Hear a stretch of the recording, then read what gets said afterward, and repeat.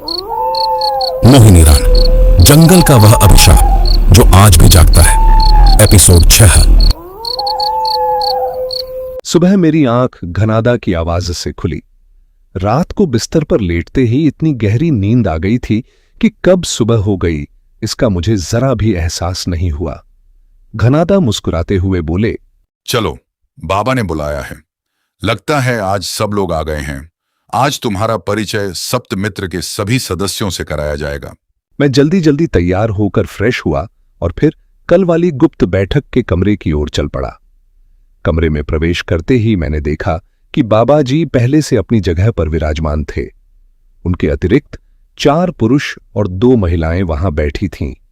वातावरण गंभीर था, लेकिन सभी के चेहरों पर एक आत्मीय शांति दिखाई दे रही थी। मुझे और घनादा को देखते ही बाबाजी ने सामने रखी कुर्सियों की ओर संकेत करते हुए कहा, आओ बैठो। हम दोनों बैठ ही रहे थे कि बाबाजी ने सामने बैठे एक व्यक्ति की ओर हाथ बढ़ाते हुए कहा, रुद्रनाथ, इन्हें पहचानते हो? इतना सुनते ही वह व्यक्ति अपनी कुर्सी से फुर्ती से उठा और अगले ही क्षण मेरे गले लग गया। रुद्र! उसकी आवाज में वही पुरानी गर्मजोशी थी। कितने वर्षों बाद तुम्हें देख रहा हूं। तुम तो बिल्कुल वैसे ही हो, जरा भी नहीं बदले।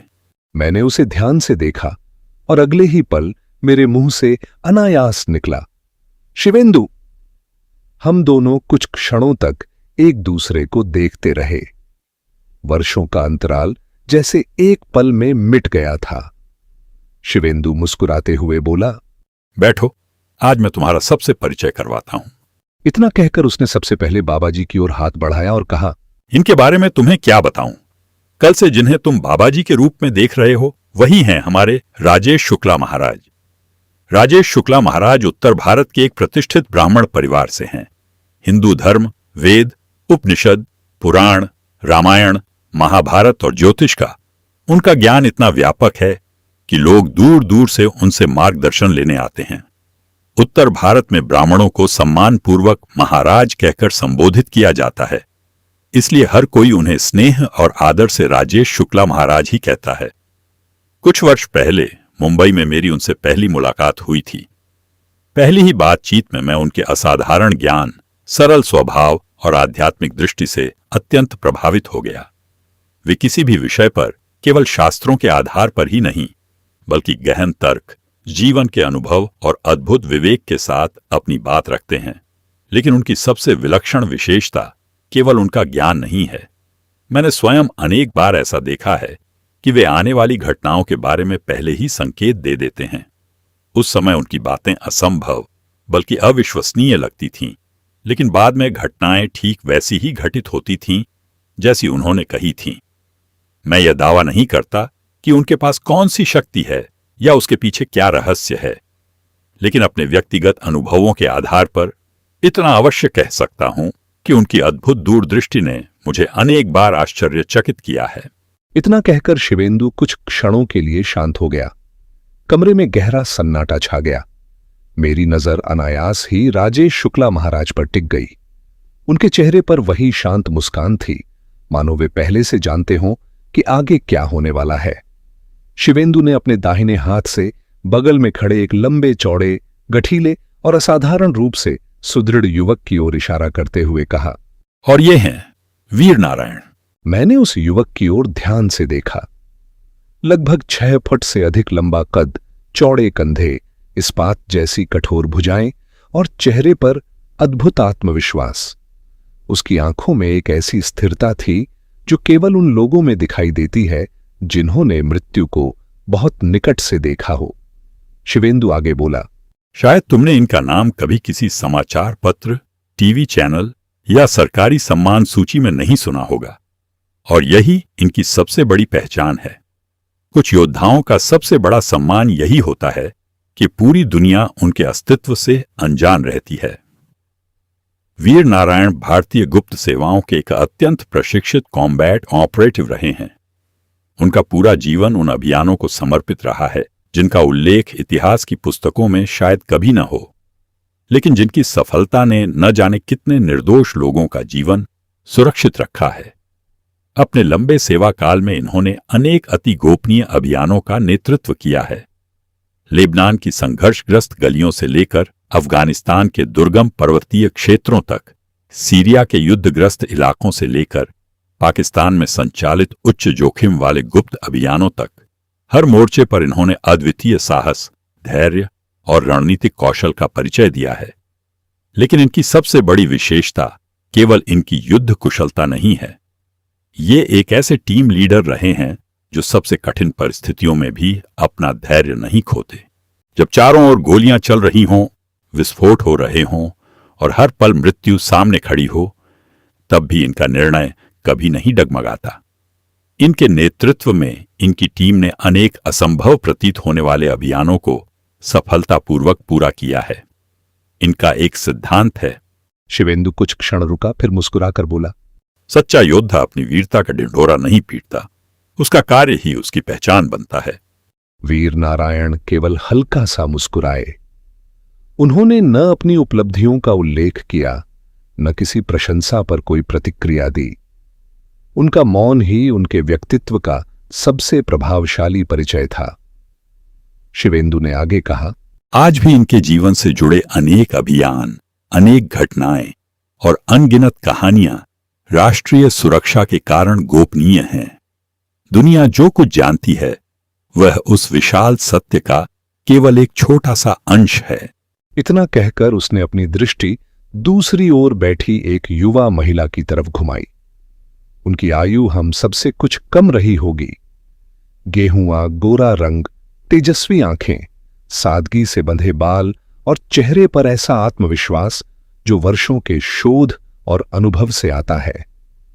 शिवेंदु ने मुस्कुराते हुए कहा, और ये हैं डॉक्टर मोनिका शर्मा, देश के जाने माने सूक्ष्म जीव विज्ञान यानी माइक्रोबायोलॉजी की विशेषज्ञ।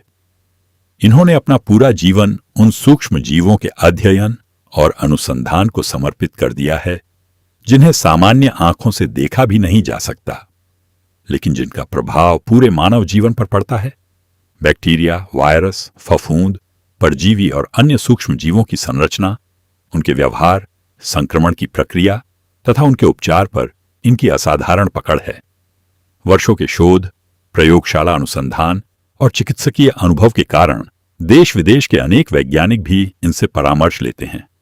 जब कोई रहस्यमयी संक्रमण चिकित्सकों की समझ से परे हो, जब किसी अज्ञात रोग का कारण महीनों तक पता न चल पाए, या जब किसी सूक्ष्म जीव का व्यवहार विज्ञान की स्थापित धारणाओं को चुनौती देने लगे, तब अक्सर सबसे पहले जिस व्यक्ति को याद किया जाता है वह हैं डॉक्टर मोनिका शर्मा।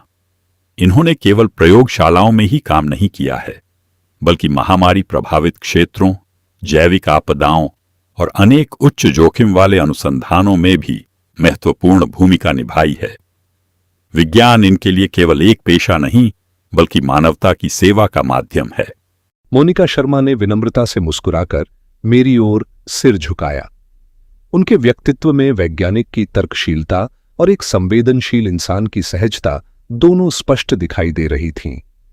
कुछ क्षणों तक मेरी ओर देखते रहने के बाद शिवेंदु ने मुस्कुराते हुए अपनी नजर मेरे बगल में बैठे एक गरिमामय व्यक्तित्व वाले सज्जन पर डाली और कहा, और ये हैं डॉक्टर अजीत घोष। मैंने उनकी ओर देखा। लगभग 50 वर्ष की आयु, शांत और गंभीर व्यक्तित्व, आंखों में गजब का आत्मविश्वास और चेहरे पर वर्षों के अनुभव से उपजी सहज विनम्रता। उन्हें देखकर ही यह आभास हो जाता था कि यह व्यक्ति अपने जीवन में अनगिनत लोगों को नया जीवन दे चुका है। शिवेंदु ने उनका परिचय आगे बढ़ाते हुए कहा, डॉक्टर अजीत घोष देश के प्रतिष्ठित हृदय शल्य चिकित्सक यानी कार्डियक सर्जन और हृदय रोग विशेषज्ञ हैं। चिकित्सा जगत में उनका नाम अत्यंत सम्मान और विश्वास के साथ लिया जाता है। वर्षों के अनुभव, असाधारण शल्य कौशल और रोगियों के प्रति उनके समर्पण ने उन्हें देश के अग्रणी हृदय विशेषज्ञों में स्थान दिलाया है। हजारों जटिल हृदय शल्य चिकित्साएं उन्होंने सफलतापूर्वक की हैं। ऐसे अनेक रोगी जिनकी जीवन आशा लगभग समाप्त हो चुकी थी, आज स्वस्थ जीवन जी रहे हैं, तो उसके पीछे डॉक्टर घोष के कुशल हाथों और उनके अदम्य आत्मविश्वास का महत्वपूर्ण योगदान है। लेकिन उनकी सबसे बड़ी विशेषता केवल उनकी चिकित्सा कुशलता नहीं है। वे अपने हर रोगी को केवल एक केस नहीं, बल्कि एक परिवार की आशा मानते हैं। ऑपरेशन थिएटर में उनका धैर्य, निर्णय लेने की क्षमता और सूक्ष्मतम विवरण पर ध्यान उन्हें असाधारण बनाता है। चिकित्सा उनके लिए केवल एक पेशा नहीं, बल्कि मानव जीवन की रक्षा का एक पवित्र दायित्व है। डॉक्टर अजीत घोष ने हल्की मुस्कान के साथ मेरी ओर देखा और सिर झुकाकर अभिवादन किया। उनके व्यक्तित्व में विनम्रता और महानता का ऐसा अद्भुत संगम था जो शब्दों में व्यक्त करना कठिन था। अब शिवेंदु ने कमरे में उपस्थित सभी लोगों की ओर एक नजर डाली, फिर अचानक उसने अपना हाथ मेरी ओर बढ़ाया। उसके चेहरे पर एक रहस्यमयी मुस्कान थी। और अब इनसे तो आप सभी परिचित हैं। ये हैं रुद्रनाथ मुखर्जी। आप सबने इन्हें देखा भी है और इनकी लिखी हुई कहानियां भी पढ़ी हैं।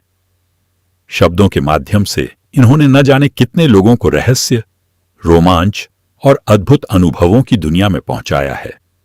लेकिन आज मैं आपको इनका एक ऐसा परिचय देने जा रहा हूं जिससे शायद आप अब तक अनजान थे।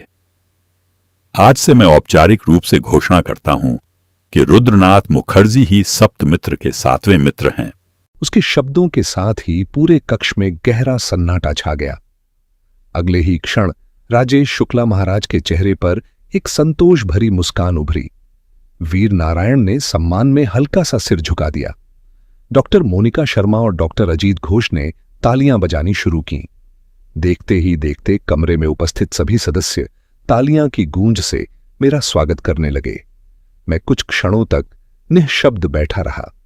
मुझे ऐसा लग रहा था मानो जीवन का कोई नया अध्याय मेरे सामने खुलने वाला हो। एक ऐसा अध्याय जिसकी कल्पना मैंने अपने सबसे विचित्र सपनों में भी कभी नहीं की थी। कमरे में कुछ क्षणों तक गहरा सन्नाटा छाया रहा। फिर शिवेंदु अपनी कुर्सी से उठा, सामने रखे बड़े डिजिटल नक्शे की ओर बढ़ा और गंभीर स्वर में बोला, अब मैं आपको पूरी योजना बता देता हूं। हम सब ने मिलकर यहां सक्रिय आसुरी शक्तियों की गतिविधियों के बारे में बहुत कुछ पता लगा लिया है। अब हमारे सामने केवल 2 उद्देश्य हैं। पहला, उस प्राचीन खंजर को ढूंढ निकालना, और दूसरा, उसी खंजर से उस दानव का अंत करना। इसके साथ ही जो लोग उस दानव के प्रभाव में आकर पिशाच या ज़ॉम्बी बन चुके हैं, उन्हें भी रोकना होगा। यदि ऐसा नहीं किया गया तो यह संक्रमण पूरे क्षेत्र में फैल सकता है। उसने नक्शे पर एक गुफा की ओर इशारा किया। इसलिए योजना यह है कि वीर नारायण, इशलीन कौर और रुद्रनाथ, तुम तीनों उस गुफा में जाओगे। किसी भी कीमत पर उस खंजर को खोजकर वापस लाना होगा। उधर महाराज उस दानव की मृत्यु का सही समय निर्धारित करेंगे। यह दानव साधारण प्राणी नहीं है। इसे किसी भी समय नहीं मारा जा सकता। इसकी मृत्यु का अवसर केवल कुछ सेकंड के लिए आता है। उसी क्षण उस खंजर को इसकी छाती के आर पार करना होगा। यदि वह समय निकल गया तो हमें फिर अगले अवसर की प्रतीक्षा करनी पड़ेगी।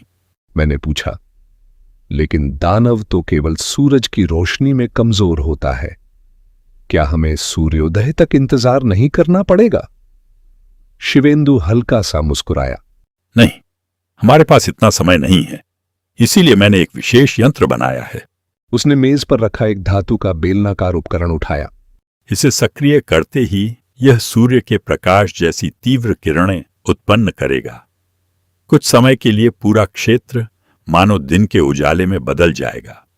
उसी कृत्रिम सूर्य प्रकाश में उस दानव और उसके प्रभाव में आए सभी लोगों को एक स्थान पर लाना होगा। फिर उसने डॉक्टर अजीत घोष की ओर देखा। मैं और डॉक्टर अजीत गांव में इस यंत्र को स्थापित करने की व्यवस्था करेंगे। अब उसकी नजर डॉक्टर मोनिका शर्मा पर गई। डॉक्टर मोनिका, आपकी जिम्मेदारी सबसे महत्वपूर्ण होगी। जब यह सब समाप्त हो जाएगा और प्रभावित लोगों के शरीर नष्ट हो जाएंगे, तब भी हमें यह सुनिश्चित करना होगा कि कोई सूक्ष्म जीव, कोई संक्रमण या कोई अज्ञात जैविक तत्व शेष न रह जाए। आप उसी के लिए आवश्यक दवाइयां, एंटीडोट और जैविक निष्क्रियकरण की पूरी व्यवस्था तैयार करेंगी। डॉक्टर मोनिका ने आत्मविश्वास से सिर हिलाया। मैं तुरंत काम शुरू करती हूँ। शिवेंदु ने अंतिम बार हम तीनों की ओर देखा। अब आप लोग नाश्ता कर लीजिए और उसके तुरंत बाद गुफा के लिए निकल जाइए। इतना कहकर वह कमरे से बाहर निकल गया। हम सब भी उसके पीछे चल पड़े।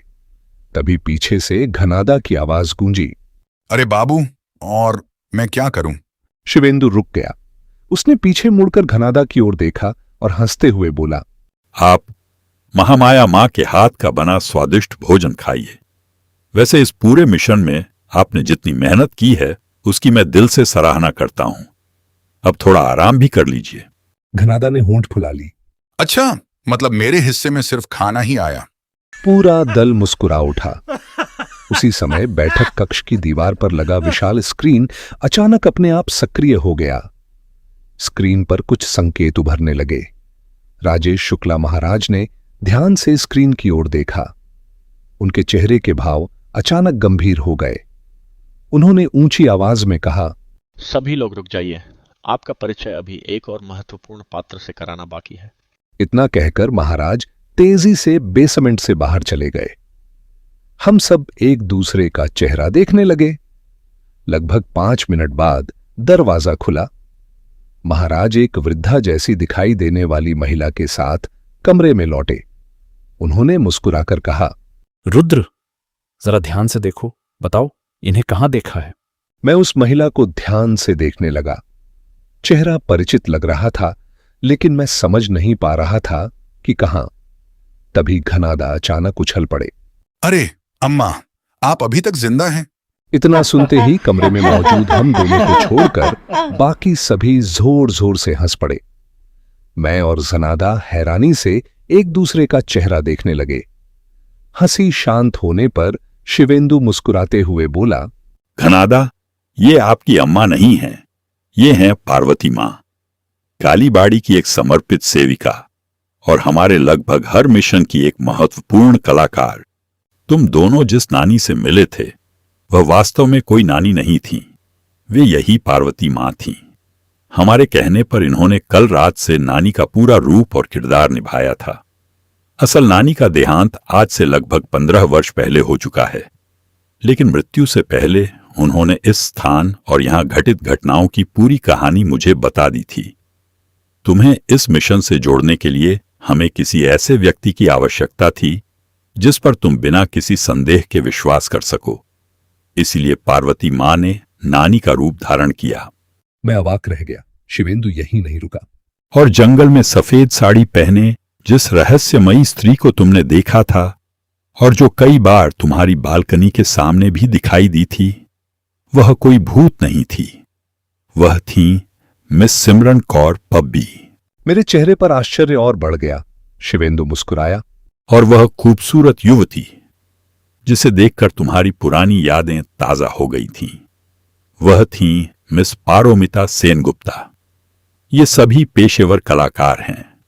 हमारे विशेष अभियानों में आवश्यकता पड़ने पर अलग अलग किरदार निभाती हैं ताकि मिशन बिना किसी बाधा के पूरा हो सके। शिवेंदु अभी आगे कुछ कहने ही वाला था कि घनादा ने फिर हाथ उठा दिया। अच्छा बाबू, एक बात बताइए, ये अम्मा, मेरा मतलब पार्वती मां, हवा में गायब कैसे हो जाती थीं? शिवेंदु कुछ बोलता, उससे पहले ही मैं मुस्कुराकर बोल पड़ा। घनादा, आप हिंदी फिल्में देखते हैं ना? हाँ, क्यों? बस वही समझ लीजिए। जब किसी फिल्म में कोई व्यक्ति अचानक गायब होता है तो ठीक उससे पहले तेज हवा चलती है, सूखे पत्ते उड़ने लगते हैं, धूल का गुब्बार उठता है और एक पल के लिए हमारी नजर उस व्यक्ति से हट जाती है। उसी एक क्षण का फायदा उठाकर कलाकार अपनी जगह बदल देता है। इसे कहते हैं स्पेशल इफेक्ट और भ्रम पैदा करने की कला। कुछ क्षण तक कमरे में सन्नाटा रहा। फिर सबसे पहले वीर नारायण हंस पड़े। उनके बाद डॉक्टर अजीत घोष, डॉक्टर मोनिका शर्मा, इशलीन, महाराज और अंत में स्वयं शिवेंदु भी ठहाका लगाकर हंसने लगे। घनादा ने मुझे घूरते हुए कहा, मतलब इतने समय से मैं फिल्मी जादू को असली जादू समझता रहा। इस बार पूरा कमरा एक बार फिर ठहाकों से गूंज उठा। हंसी का वह दौर समाप्त हुआ तो सब लोग एक साथ भोजन कक्ष की ओर बढ़ गए। कुछ ही देर बाद उन्हें उस मिशन पर निकलना था जो शायद उनकी जिंदगी का सबसे कठिन और सबसे निर्णायक अभियान बनने वाला था। नाश्ते में गर्मा-गर्म घी से सने पराठे और आलू गोभी की स्वादिष्ट सब्जी थी। महामाया मां अपने हाथों से बड़े स्नेह और ममता के साथ हम सबको परोस रही थीं। उनके चेहरे पर वही अपनापन था जो किसी मां के चेहरे पर अपने बच्चों को खिलाते समय दिखाई देता है। युद्ध जैसी गंभीर तैयारी के बीच भी उस भोजन में घर की शांति और स्नेह का स्वाद घुला हुआ था। शायद यही वह शक्ति थी जो किसी भी कठिन अभियान पर निकलने से पहले मन को स्थिर कर देती है। नाश्ता करते करते शिवेंदु ने अचानक वीर नारायण की ओर देखते हुए पूछा, अच्छा वीर, एक बात बताओ, तुम उस खंजर को ढूंढोगे कैसे? वीर नारायण ने बिना किसी हड़बड़ाहट के पराठे का एक टुकड़ा तोड़ा, मुस्कुराया और बोला, सर, यह तो वहां पहुंचने के बाद ही पता चलेगा। पहले गुफा की स्थिति देखनी होगी।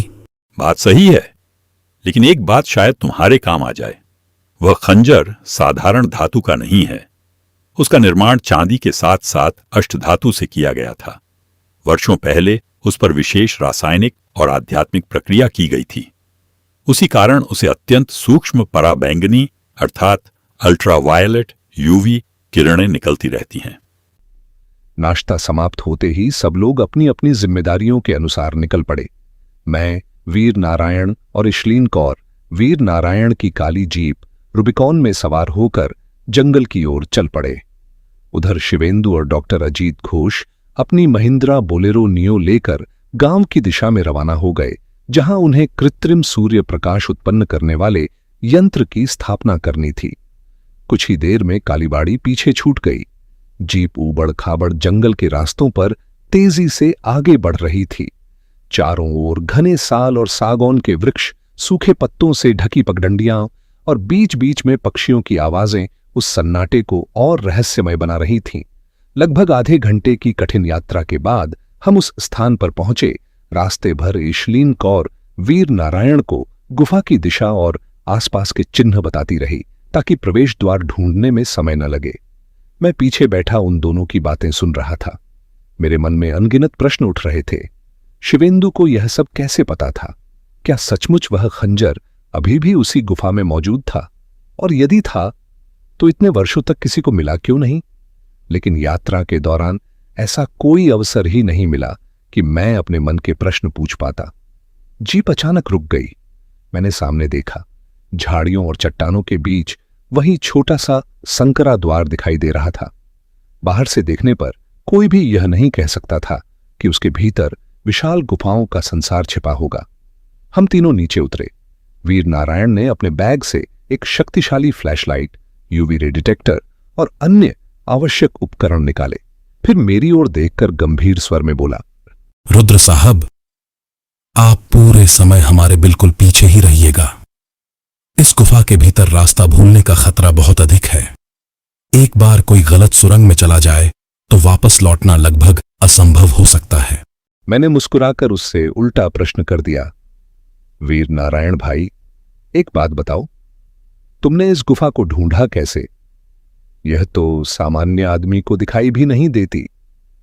वीर नारायण के चेहरे पर हल्की सी मुस्कान उभरी। सर, मुझे ऐसे ही कामों के लिए प्रशिक्षित किया गया है।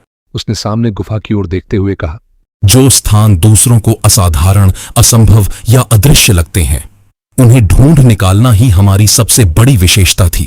दुश्मन जितनी अच्छी तरह अपने ठिकाने को छिपाता है, हमारा प्रशिक्षण उससे भी बेहतर तरीके से उसे खोज निकालने का होता है। उसके स्वर में न अहंकार था न दिखावा, केवल एक सच्चे पेशेवर का आत्मविश्वास। इतना कहकर उसने फ्लैशलाइट जलाई। उसकी तीव्र सफेद रोशनी गुफा के अंधेरे को चीरती हुई भीतर तक चली गई। एक गहरी सांस लेकर वीर नारायण सबसे आगे बढ़ा और उस संकरे प्रवेश द्वार से भीतर प्रवेश कर गया। उसके ठीक पीछे इशलीन कौर थी और सबसे अंत में मैं। जैसे ही मैंने गुफा के भीतर कदम रखा, बाहर की तेज धूप एक ही पल में गायब हो गई। चारों ओर घना अंधेरा, सीलन भरी ठंडी हवा और टपकते पानी की रहस्यमयी आवाजें गूंजने लगीं। ऐसा लग रहा था मानो हम किसी गुफा में नहीं, बल्कि सदियों से सोए हुए किसी प्राचीन रहस्य के भीतर प्रवेश कर चुके हों। मैंने गुफा के भीतर अभी कुछ ही कदम रखे थे कि अचानक इशलीन ने पीछे से वीर नारायण का कंधा पकड़कर उसे रोक लिया।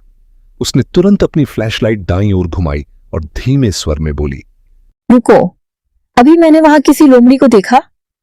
अंधेरे में उसकी आंखें चमक रही थीं।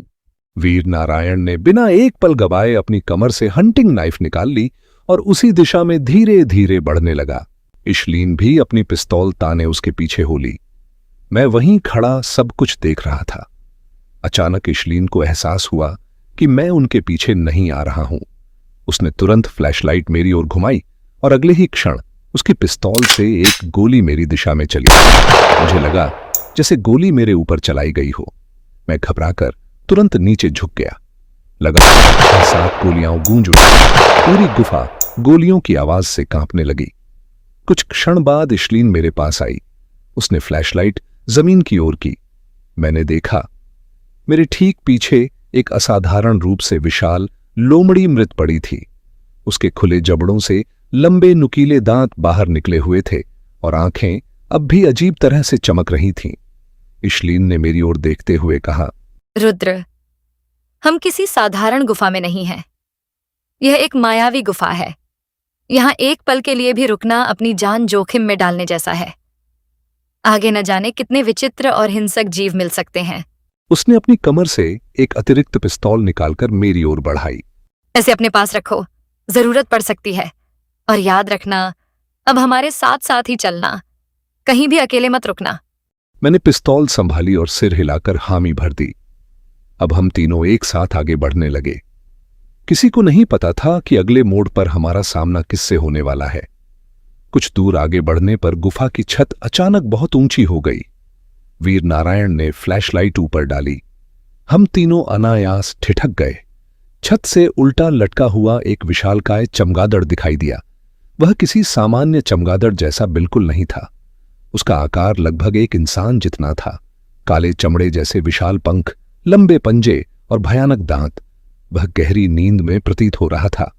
वीर नारायण ने जानबूझकर फ्लैशलाइट की तेज रोशनी उसके चेहरे पर डाली। तेज प्रकाश पड़ते ही उसने अपने पंखों से आंखें ढक लीं। अगले ही पल वीर नारायण ने फ्लैशलाइट बंद कर दी। पूरा वातावरण फिर अंधेरे में डूब गया और तभी एक भयानक चीख गूंजी। विशाल चमगादड़ बिजली की गति से उड़कर सीधे वीर नारायण पर झपटा। लेकिन शायद यही वीर नारायण चाहता था। पूर्ण अंधेरे में भी उसने उसकी दिशा का अनुमान लगा लिया। एक ही वार उसका हंटिंग नाइफ सीधा उस दैत्याकार चमगादड़ की छाती में धंस गया। उसी क्षण फ्लैशलाइट फिर जल उठी। विशाल चमगादड़ दर्द से तड़प उठा। उसकी छाती से काले रंग का गाढ़ा रक्त फव्वारे की तरह चारों ओर फैलने लगा। पत्थर के पीछे, वीर नारायण चिल्लाया। हम तीनों पास की एक बड़ी चट्टान के पीछे छिप गए ताकि वह रक्त हमारे शरीर पर न गिरे। कुछ क्षणों तक उसकी भयावह चीखें पूरी गुफा में गूंजती रही। फिर सब शांत हो गया। हम सावधानी से बाहर निकले। इशलीन आगे बढ़ी और उसने बिना कोई जोखिम उठाए उसके सिर पर लगातार कई गोलियां दाग दी। यह सुनिश्चित करने के बाद कि वह पूरी तरह मर चुका है, वीर नारायण ने उस चमगादड़ की छाती में धंसा हंटिंग नाइफ बाहर निकाला। उसने जेब से रूमाल निकालकर चाकू पर लगा रक्त साफ किया। रक्त से भीगा वह रूमाल उसने जमीन पर फेंक दिया। अविश्वसनीय रूप से कुछ ही क्षण बाद वह रूमाल अपने आप आग की लपटों में घिर गया और देखते ही देखते राख बन गया। मैं विस्मय से वह दृश्य देखता रह गया। वीर नारायण शांत स्वर में बोला, इसका खून सामान्य नहीं है, इसे छूना भी खतरनाक हो सकता है। हम फिर आगे बढ़ने लगे। काफी भीतर जाने के बाद गुफा अचानक एक विशाल गोलाकार कक्ष में बदल गई। वहां का दृश्य देखकर मेरे रोंगटे खड़े हो गए। दर्जनों स्त्री और पुरुष निर्वस्त्र अवस्था में एक विशाल दानवी चमगादड़ की प्रतिमा या शायद किसी जीवित प्राणी के चारों ओर गोल गोल घूम रहे थे। वे एक स्वर में बार बार चिल्ला रहे थे,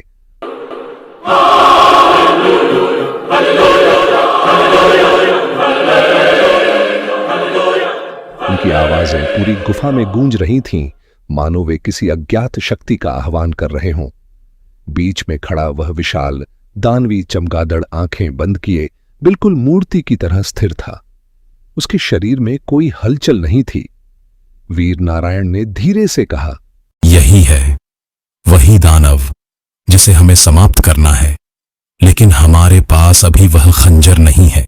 इतना कहकर वह गुफा के भीतर जाती एक दूसरी सुरंग की ओर मुड़ गया। हम दोनों उसके पीछे चल दिए। कुछ दूर पहुंचकर वीर नारायण ने अपने बैग से यूवी रे डिटेक्टर निकाला और उसे सक्रिय किया। उसकी छोटी सी स्क्रीन पर अलग अलग संकेत दिखाई देने लगे। वह धीरे धीरे आगे बढ़ता रहा। अचानक वह एक स्थान पर रुक गया।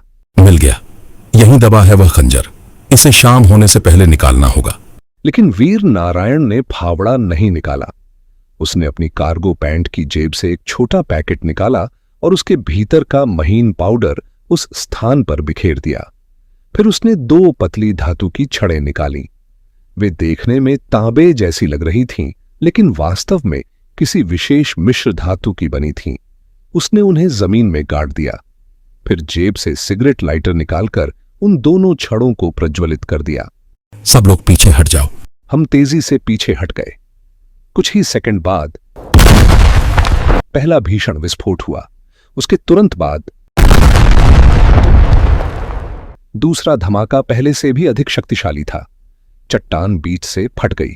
दरार के भीतर धूल और पत्थरों के बीच एक प्राचीन खंजर चमक रहा था। उसके फल से हल्की बैंगनी आभा निकल रही थी। वीर नारायण बिना समय गवाए दौड़ा। उसने अत्यंत सावधानी से खंजर उठाया और अपनी कमर में सुरक्षित खोस लिया। फिर वह लगभग चिल्लाया, भागो! इन धमाकों की आवाज सुनकर पिशाच और दैत्य इसी ओर आ रहे होंगे। हमें किसी भी हालत में गुफा से बाहर निकलना होगा। एक बार हम सूर्य के प्रकाश में पहुंच गए तो वे हमारा पीछा नहीं कर पाएंगे। हम पूरी ताकत से गुफा के बाहर की ओर दौड़ पड़े। पीछे से भयानक चीखें और दौड़ते कदमों की आवाजें लगातार नजदीक आती जा रही थीं। जब गुफा का मुख अब कुछ ही दूरी पर रह गया, तब हमें महसूस हुआ कि वे पिशाच लगभग हमारे पीछे पहुंच चुके हैं। ठीक उसी समय वीर नारायण रुक गया। उसने अपनी AK-203 राइफल कंधे से उतारी और बोला, इशलीन, रुद्र सर, आप दोनों बाहर निकल जाइए, मैं इन्हें रोकता हूं।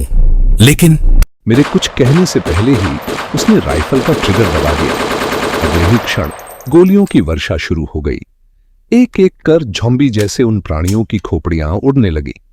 मैं और इशलीन गुफा से बाहर निकल आए। पीछे मुड़कर मैंने केवल एक दृश्य देखा। वीर नारायण एक अडिग योद्धा की तरह अकेला खड़ा था। वह बिना पीछे हटे एक के बाद एक मैगजीन खाली करता जा रहा था। हम बाहर खड़े उसका इंतजार करने लगे। 1 मिनट, 2 मिनट, लेकिन वह बाहर नहीं आया। मेरे भीतर अचानक एक अजीब सी बेचैनी उठी। मैंने घबराकर इशलीन से पूछा, वीर अभी तक नहीं आया, वह जिंदा तो है ना? इशलीन मुस्कुराई। उसकी आंखों में अपने साथी के प्रति अटूट विश्वास था। रुद्र, वीर नारायण सिर्फ लड़ना ही नहीं जानता, वह जिंदा लौटना भी जानता है। वह आएगा, जरूर आएगा। उसके शब्द पूरे भी नहीं हुए थे कि गुफा के भीतर एक भीषण विस्फोट हुआ। अगले ही पल गुफा के मुख से आग की विशाल लपटें बाहर निकलने लगी और उन्हीं लपटों के बीच से मैंने उसे देखा। एक हाथ में AK-203 राइफल, दूसरे हाथ में एक कटा हुआ पिशाच का सिर। वीर नारायण आग की दीवार को चीरता हुआ सीधे बाहर चला आ रहा था। बाहर आते ही उसने वह कटा हुआ सिर हवा में उछाल दिया।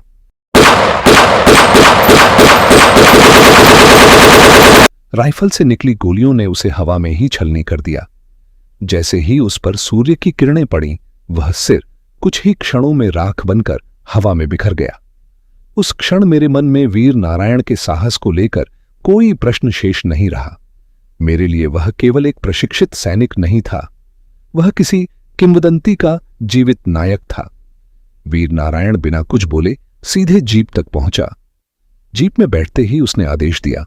हम दोनों तुरंत भीतर बैठे। अगले ही पल जीप पूरी रफ्तार से धूल उड़ाती हुई उस पहाड़ी की ओर दौड़ पड़ी, जहां दूर शिखर पर हमारी कालीबाड़ी हमारा इंतजार कर रही थी। कालीबाड़ी पहुंचते ही वीर नारायण ने अत्यंत सावधानी से वह प्राचीन खंजर राजेश शुक्ला महाराज को सौंप दिया। महाराज ने दोनों हाथों से उसे श्रद्धापूर्वक ग्रहण किया, फिर एक लाल सालू के कपड़े में बड़े आदर से लपेटकर मां काली के चरणों में रख दिया। कुछ क्षणों के लिए मंदिर में गहरा मौन छा गया। महाराज ने आंखें बंद कर खंजर के सामने प्रणाम किया और धीमे स्वर में कुछ मंत्रों का उच्चारण किया।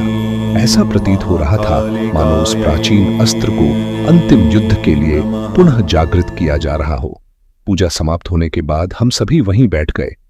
महाराज ने वीर नारायण से गुफा के भीतर की प्रत्येक घटना विस्तार से पूछी। उसने बिना किसी अतिशयोक्ति के पूरी जानकारी दे दी। विशाल चमगादड़, गुप्त कक्ष, यूवी डिटेक्टर, विस्फोट, और खंजर मिलने तक की सारी घटनाएं। सब कुछ सुनने के बाद महाराज कुछ देर तक गहरी सोच में डूबे रहे। फिर उन्होंने कहा, अब समय आ गया है कि हम उस स्थान पर चलें जहां से इस पूरे रहस्य की शुरुआत होती है। हम सब तुरंत तैयार हो गए। करीब दोपहर के 3 बजे हम उसी रिसॉर्ट पहुंचे जहां मैं ठहरा हुआ था। रिसॉर्ट के मुख्य द्वार पर पहुंचकर महाराज रुक गए। उन्होंने चारों ओर एक गहरी नजर दौड़ाई और धीमे स्वर में बोले, तुम सब सोच रहे होगे कि हम यहां क्यों आए हैं। यही वह स्थान है जहां से उस हवेली तक जाने का एक गुप्त मार्ग जाता है। यही रास्ता उस दानव के आने जाने का भी है। यही सुरंग आगे जंगल के भीतर स्थित उस पुराने चर्च तक पहुंचती है। इस पूरे मार्ग की रखवाली जितेंद्र नाम का एक पिशाच करता है। जो भी अतिथि इस रिसॉर्ट में आता है उसे बेहोश कर उसका रक्त निकाल लिया जाता है।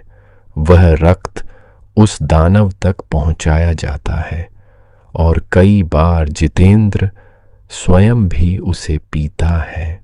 इतना सुनते ही मेरे मन में पिछली सुबह की घटना बिजली की तरह कौंध गई। वह चाय, मेरा अचानक बेहोश हो जाना और फिर जमीन पर पड़े हुए होश आना। मैंने तुरंत पूरी घटना महाराज और बाकी साथियों को बता दी।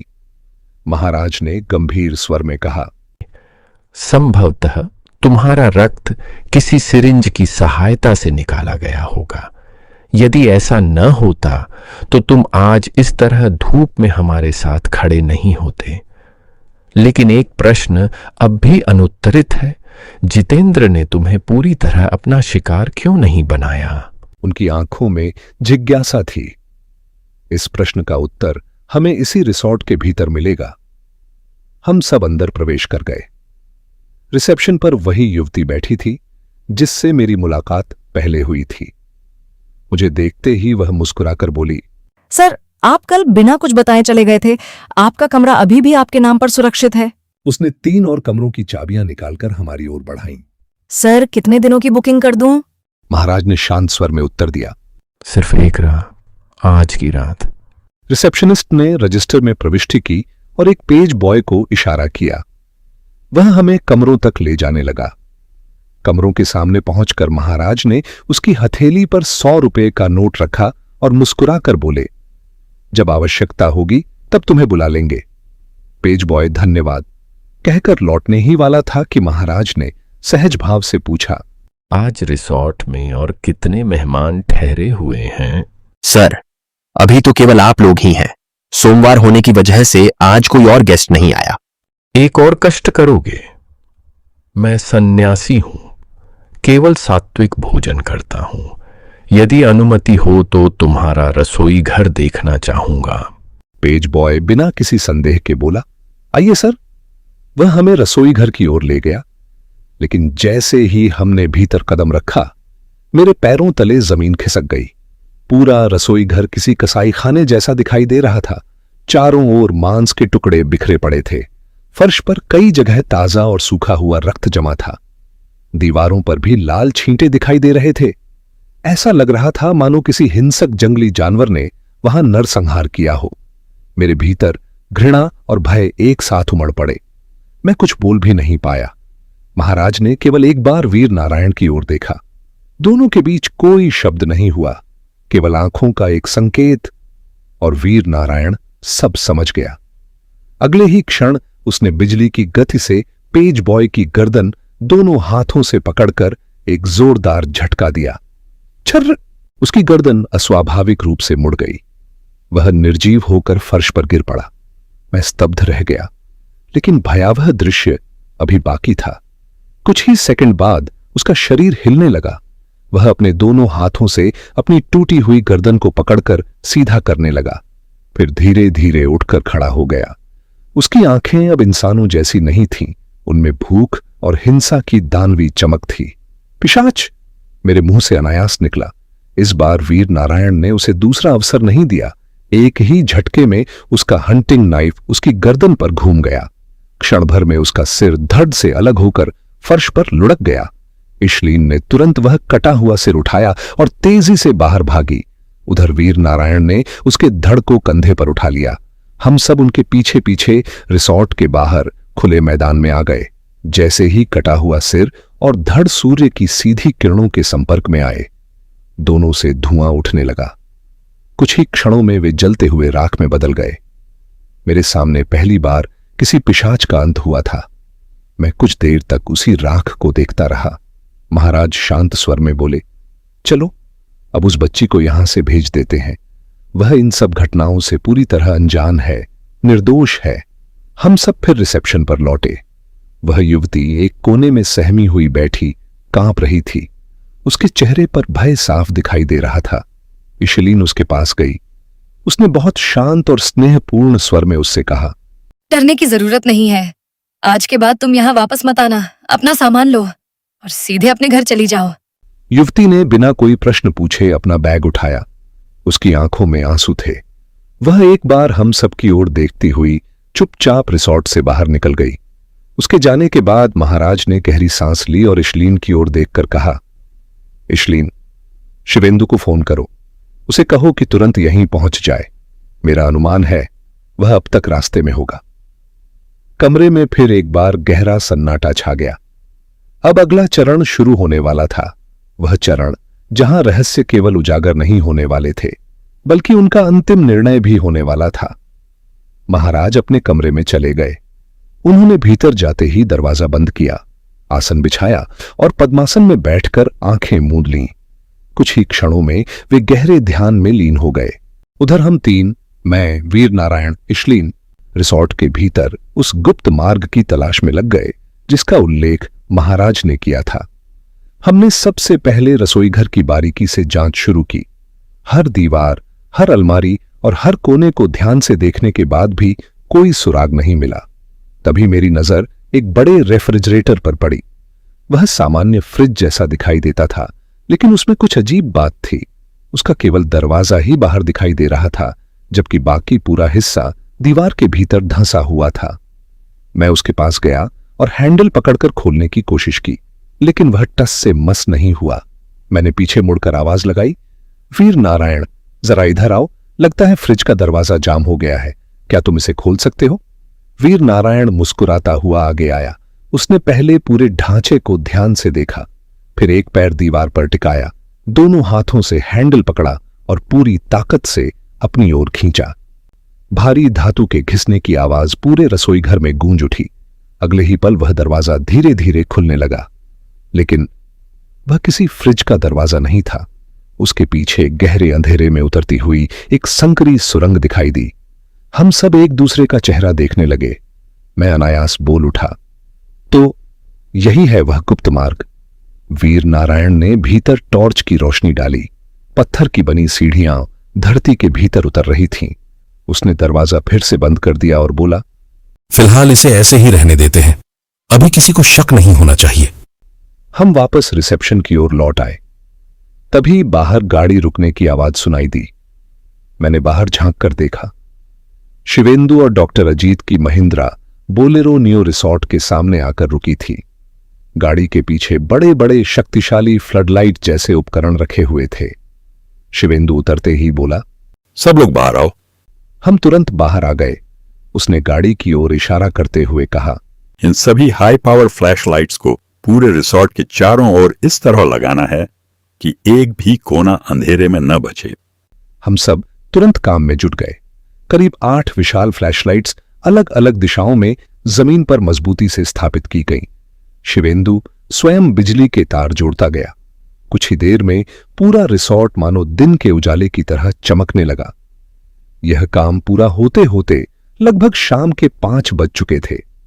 सूर्यास्त में मुश्किल से आधा घंटा शेष था। शिवेंदु ने घड़ी देखी और गंभीर स्वर में कहा, अब समय बहुत कम है। वीर नारायण, तुरंत कालीबाड़ी जाओ और महाराज के साथ वह खंजर लेकर वापस आओ।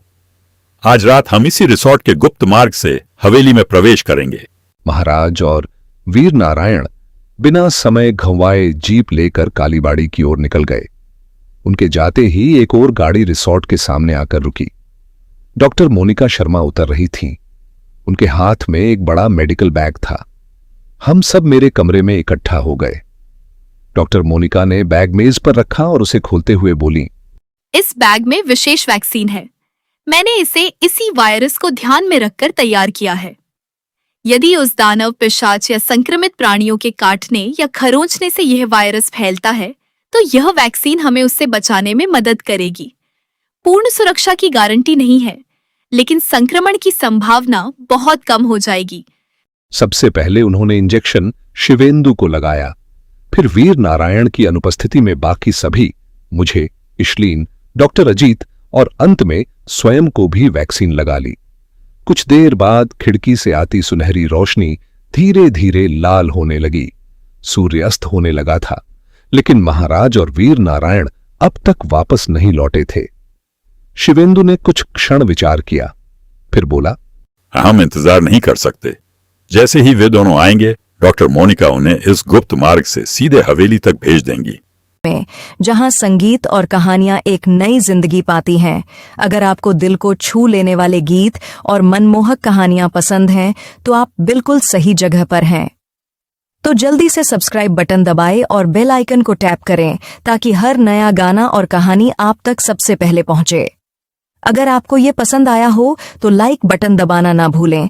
आपका एक लाइक हमारे लिए बहुत मायने रखता है और हमें और बेहतरीन कंटेंट बनाने के लिए प्रेरित करता है। आपके प्यार और सपोर्ट के लिए धन्यवाद।